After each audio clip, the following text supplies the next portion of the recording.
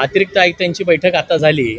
आयुक्तांनी सांगितले की आम्ही आमच्या मतावर ठाम आहोत की उद्या कल्याण महापालिकेतील क्षेत्रातील दुकाने बंद ठेवावी म्हणून। तर आम्ही सकाळपासून गेली 2 दिवसापासून महापालिकेच्या आयुक्तांकडे वेळ मागतोय की आम्हाला वेळ द्या, आम्हाला चर्चा करायची आहे आणि या शहरातील व्यापाऱ्यांना कुठेतरी न्याय मिळावा त्यासाठी आम्ही चर्चा व्यापाऱ्यांसाठी या आयुक्तांनी कुठल्याही प्रकारची आम्हाला वेळ दिलेली नाही। आयुक्त कधी येतात कधी जातात तेही आम्हाला माहीत नाही। आज दुपारी 12-12:30 वाजता उपायुक्त मॅडमनी आम्हाला भेट दिली आणि तीही बाजारपेठ पोलीस स्टेशनमध्ये आमची पहिली बैठक झाली।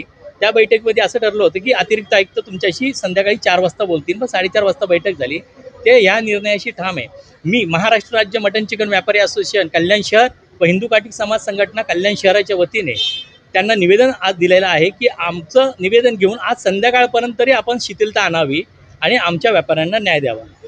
त्यांना आम्ही बऱ्याच वेळा विनंती केलेली आहे गेल्या सोमवारपासून की तुम्ही माघार घ्या, ते माघार घ्यायला तयार नाही। ते फक्त त्यांनी काढलेल्या ठरावालाच धरून आहेत आणि त्यांच्यामुळे महाराष्ट्रातल्या प्रत्येक महापालिकेमध्ये या ठराव काढण्याचा आदेश चालू झालेला आहे।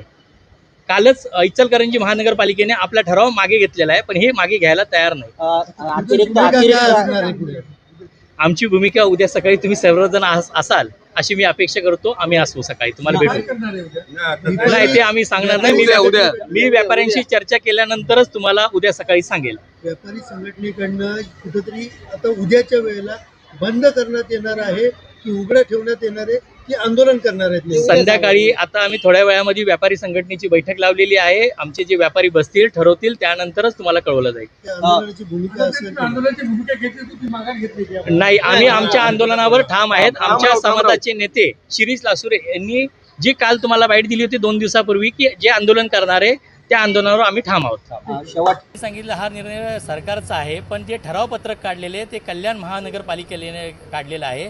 शासनाने फक्त यांना पत्रक पाठवलं होतं 1987ला की स्वातंत्र्याने मांस मटण मोठ्या आणि छोट्या जनावरांचे, आम्ही फक्त लहान जनावरांचं दुकान चालू असावं त्यासाठी आम्ही मागणी केलेली आहे। मोठ्या ज्या जनावरांच्या विषयी आमचं कुठलंही दुमत नाही आहे।